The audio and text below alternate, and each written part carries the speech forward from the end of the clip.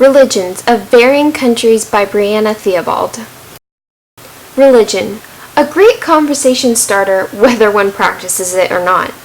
Now, some might wonder how one could see the effect religion might have on a country, but I was able to see how religion affected Italy and the US.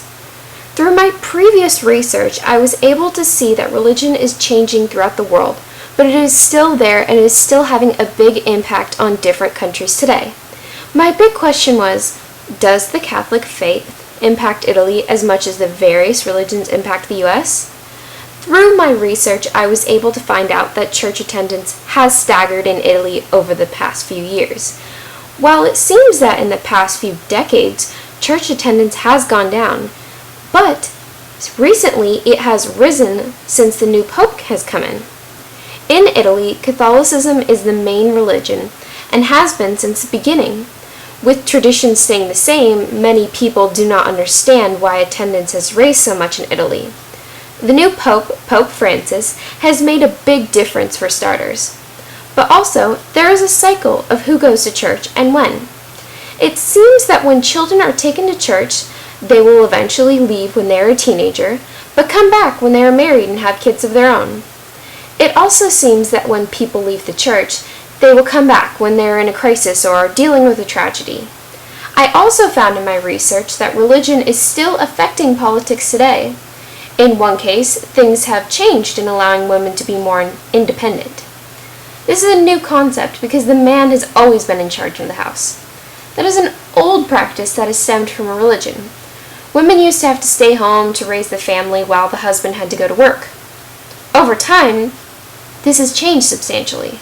For now, more women are living alone, working on their own, and getting to higher positions. While that has changed, things like marriage have stayed the same.